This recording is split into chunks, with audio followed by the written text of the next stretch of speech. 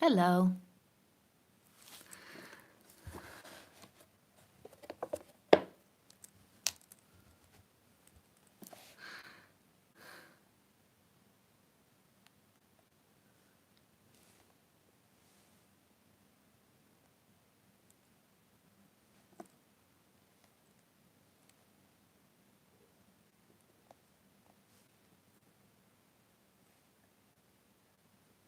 Yeah, the video is back on.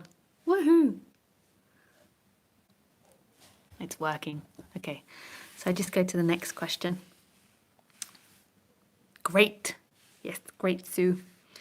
Raphael, can I call in if there's no one with the burning question? Sure, Raphael. Just call in now.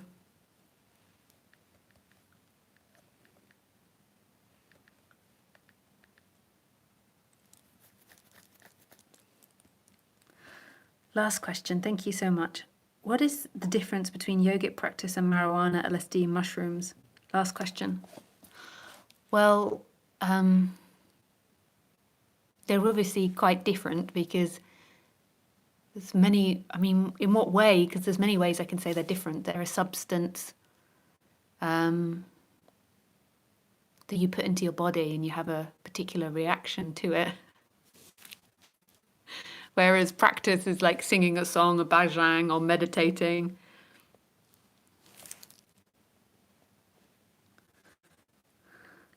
What else is a practice? Or putting effort in, whereas they're substance. Maybe you're trying to ask me, like, are the results different? So if you sing bhajangs, is it the same as taking LSD? I get the sense that if you do any drug too often, like as an addictive way, then it will always be bad for you. It'll be bad for the brain. Hello?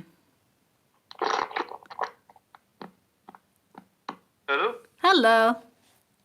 Hi. Hi. Yeah, good, thank you. Can I just get you to turn off your video so it doesn't use up so much of my internet? Yeah, sure. Thanks.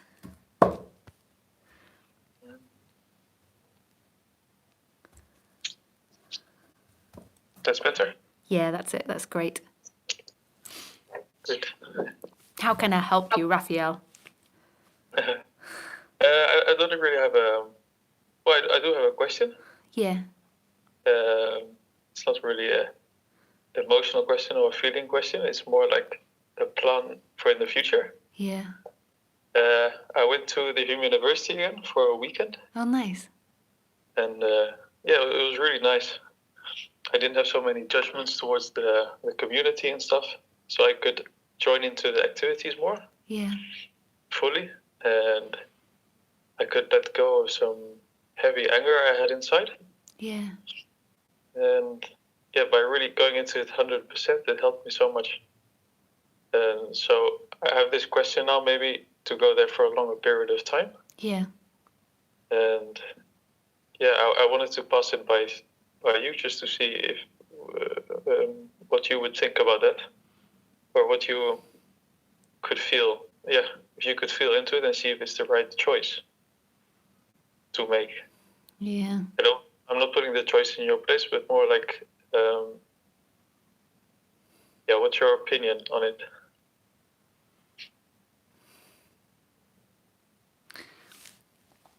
I think that I don't want to influence you in any way. I think it really has to come from you, the choice. Yeah. Okay. Like, so if I were to say it's wonderful, then that would influence you, and if I were to say it's terrible, it would influence you, and if I were to say neutral, it would influence you. Yeah. Yeah, I really feel like I don't want to do that to you. Okay. No, I understand. Yeah. Like, I would just say follow your heart. Like, if it feels expansive to you, and if the vibration feels right, then go for it. And if it doesn't. Follow what your body feels. Yeah.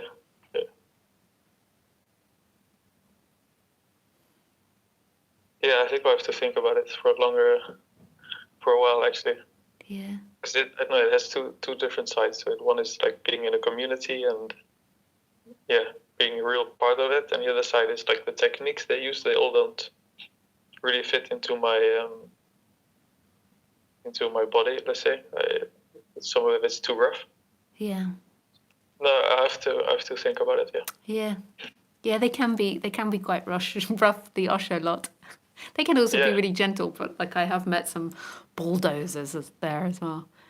But I think it can be like a bodily decision. In the end of the day, like nothing really matters. Like this is such a like hardcore answer. Like no matter where you go or what you do, you're always with yourself, the big self, and that's the point. Yeah, well, it's exciting. So Yeah. there's another idea, let's say, Yeah. to work on. Yeah. Because I feel I'm becoming a bit stuck in my daily routine. So, Yeah. yeah. Yeah, I just feel reluctant to say anything because I just don't want to influence you. Okay. Yeah. Not many people say that to me. So. Oh yeah, they all have opinion. Yeah. So everybody wants to tell me what to do. So. Yeah. This is refreshing. Thank you. Oh, that's nice.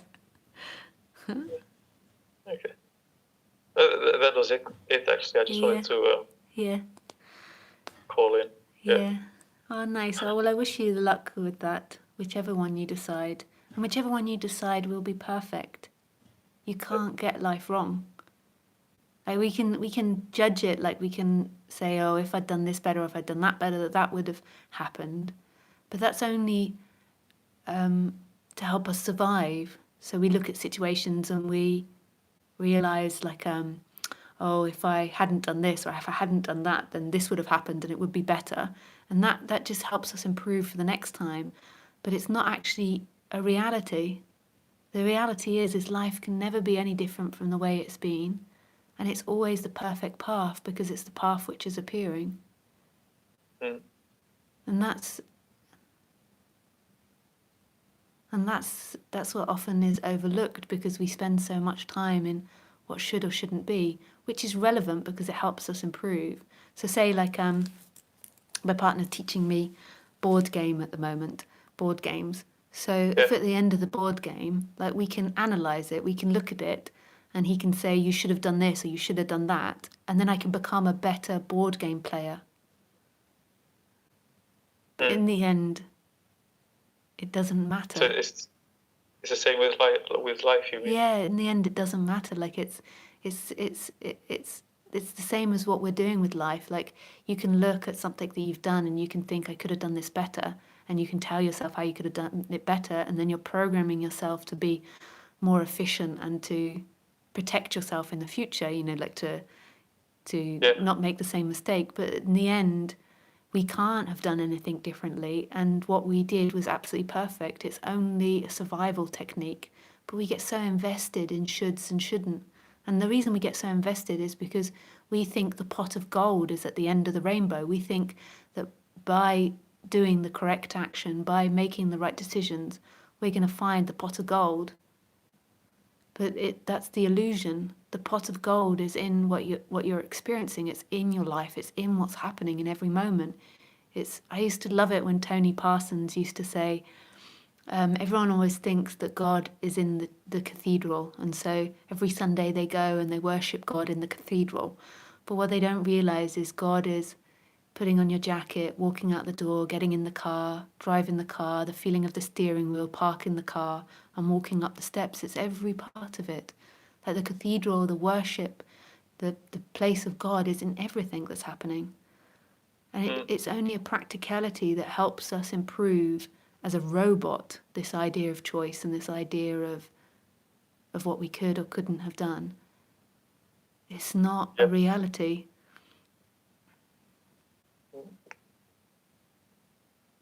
So whatever choice you make, it's the right choice. And you will make the right choice. Because even if you deem it at the end as a wrong choice, you'll have all this experience which will help you grow. So even if you go there and you think, oh, this was a bad choice, I did a bad thing, like you'll then analyze it and you'll grow from that. You'll learn from that. As long as it's the right mindset. The right mindset is that everything helps you expand. Everything is your guide. Everything. And that's what's happening. Like you're always in everything. Mm. Yeah. Yeah, that's a lot to take in. Well, don't worry, it's recorded. I'm going to be on YouTube so you can watch it over again. Yeah, exactly. Although this live stream has been very dodgy, so maybe it won't be recorded. Yeah, it's a bit different. Yeah. It's fine. We hear your voice, it's fine. Yeah. Nice. Yeah. Okay. Yeah, thanks, Raphael, for calling. Yeah, thank you for your live streams as well. Oh, with pleasure. Yeah. Okay, my best wishes. Yeah, and to you. Thank you. Bye-bye. Bye.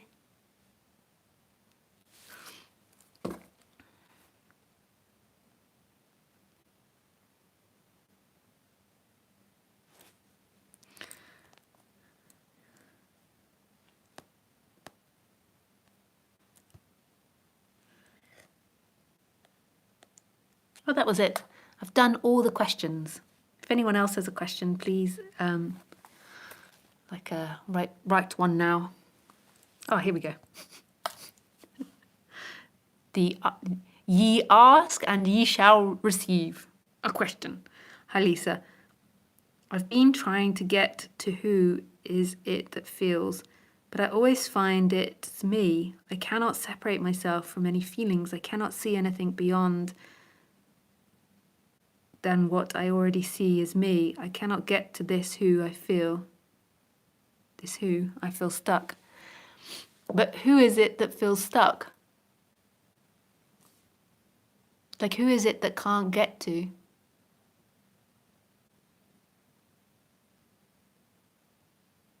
Like, you're looking for an answer inside the cage. You're looking for the answer inside the illusion.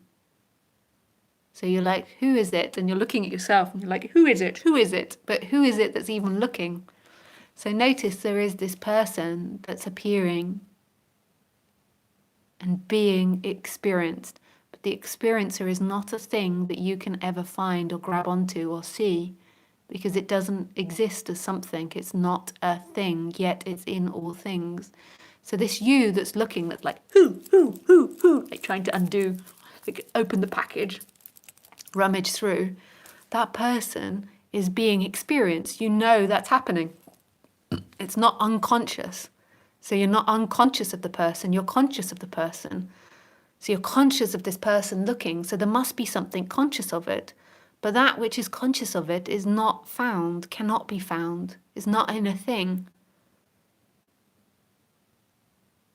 It's not in a thing.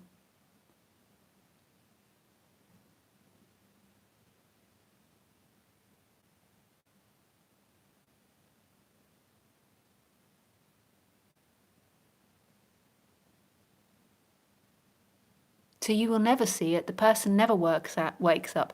The person can get it intellectually, and that can be really helpful for the person because it settles it down. It's like, it's like the dog getting its tail. Like, I finally got the fucker.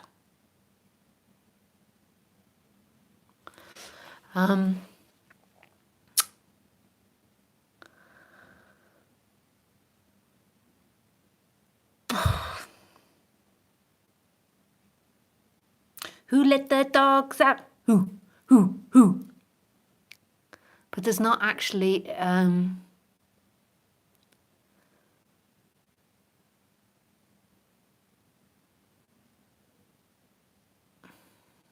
consciousness that you can hold on to. You as a person can never see it, but yet the person's being seen. So it's not a personal awakening, it's just known. It's just known. There is a looking that isn't contained here. That looking is in all things. It's beautiful, it's miraculous, it's wonderful, and it's in all things. And it's not a thing.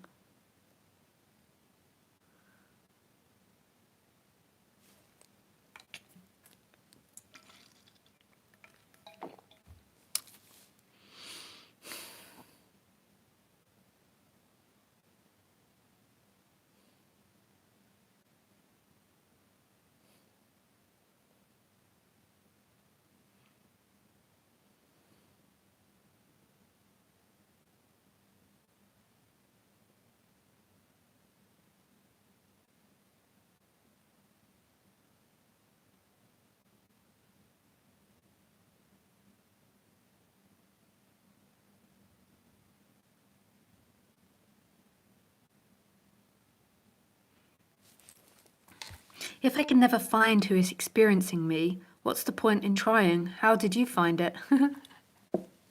Yeah, what's the point in trying?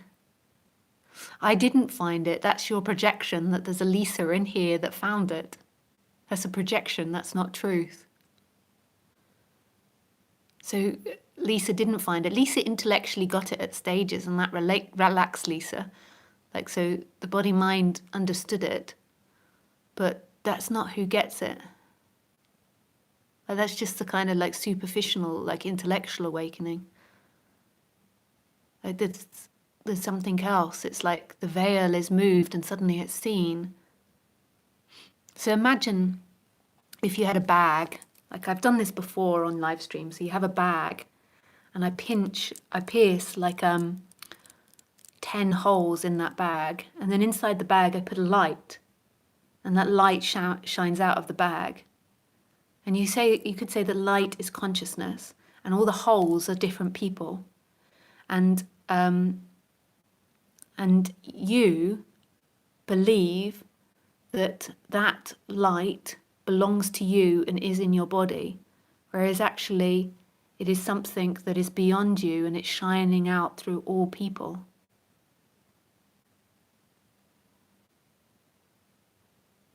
And that light is consciousness. And the you in that tiny little speck is trying to grab hold of the light, but yet that light is coming from beyond the you. That light, that person cannot see it. But that light of consciousness is seeing the person. So another way you could say it is if you like thought about like virtual reality headset. So like if I were to put on a virtual reality headset and look at the world through a different character, so say I was like an elf.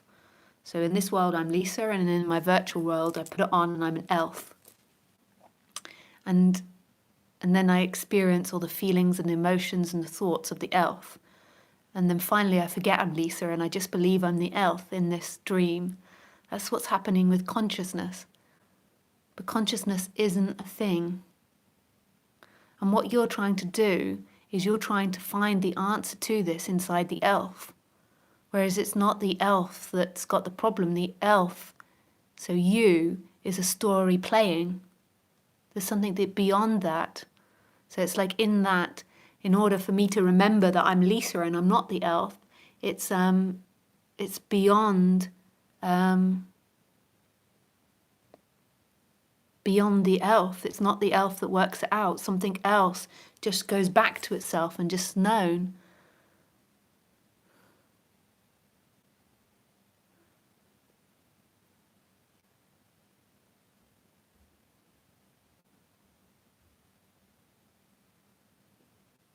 So it's beyond you.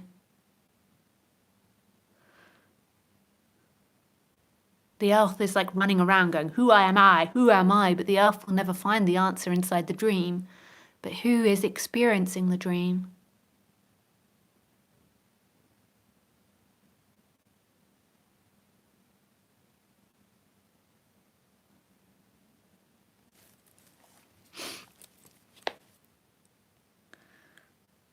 Historic last Wednesday live stream. Love you, Lisa. Thank you for all your amazing Wednesdays over the last years. Love you, love you, love you. Thanks, Izzy. It's a pleasure. So I've begun to witness thoughts and feelings, and I wasn't sure if there was more to it. Just notice. Is there another step to this? There is a weird feeling of being judged and over concern with what others think. Fear of other people's opinions. Yeah. So that's a big part of self, because at the root of it, if other people judge you badly, they can potentially kill you. Like at the root of it. Like they can either kill you, like stone you to death in society, shoot you, kill you, or you can be kicked out of society and abandoned. So it's super important to us, our image. And that's a practical thing. So like if I were to run around like advocating how wonderful drugs were, or run around like doing poops in the middle of the street, like I'm going to begin to get in trouble with other humans and begin to create problems for myself. So there is a practicality to it. Like that we have to an extent, fit into the society. Otherwise, all of us know we get chucked out, we get put in prison, we get killed, we get abandoned by the ones we love, we cause trouble. So there's a practicality to it. But then there is this over-identification with it. Like, and then there's this fear that arises more than likely in the heart area. Or paranoia even, which could be more in the mind, that that you're going to be abandoned or unloved. And that's kind of what you feel with this subject. Like the person feels abandoned by God. It's like being born into this human and it has to live this life, so it kind of feels abandoned by God.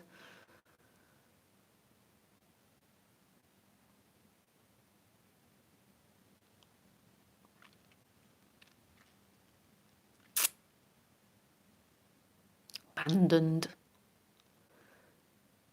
Sandoned, candoned, abandoned. So it's just feeling wherever that is. So the paranoia in the mind comes up or the fears come up, and then where do you feel that in your body? Is it in your throat? Which chakra is it? I tend to find that all emotions relate to chakras. So if you aren't speaking the truth or you can't express yourself, then it tends to come up in the throat, in the heart, if you feel abandoned or unloved, in the solar plexus, if you aren't doing, lack of choice, frustration, depression, anger, fear in the sacral chakra, anxiety, lack of creativity, lack of sexuality, over-sexuality, addiction to pornography. And then the root chakra, groundedness, feeling safe, feeling secure. And then without that, it's like feeling like you're going to float away or that you're not safe or secure or you don't belong here. Here is overthinking, over-imagining. And then here is like a disconnection from something big. On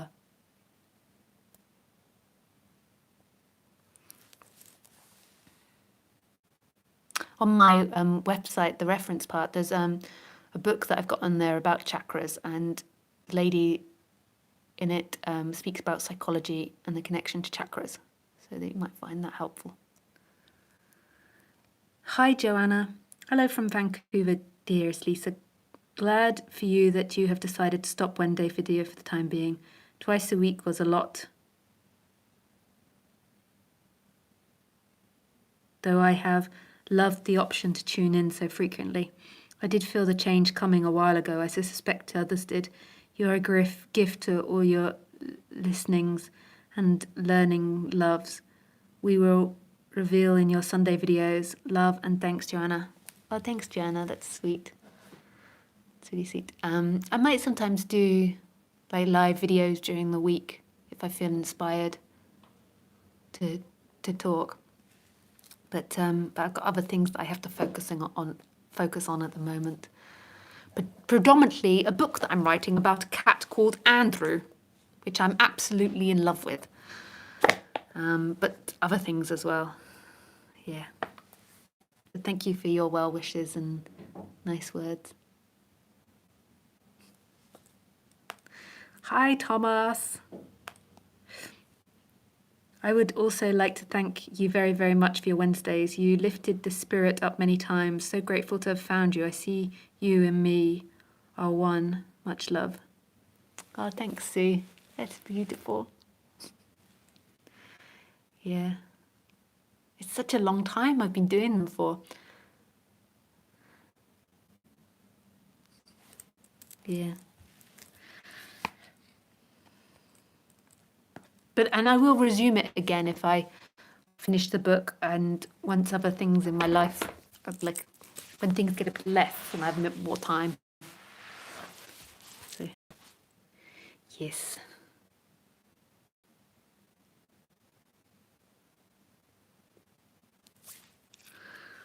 Nice, but there's no more questions. If you've got any more questions, then ask. If not, then that's enough for today. And I will update it on my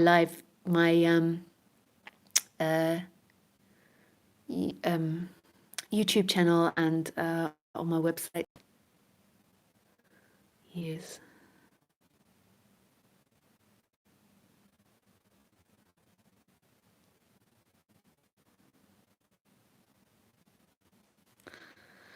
But just to remind you, there is another channel which he will have edited by tomorrow, most probably. He'll have edited this talk and he will cut out all the nonsense backwards and forwards and trying to get the internet to work.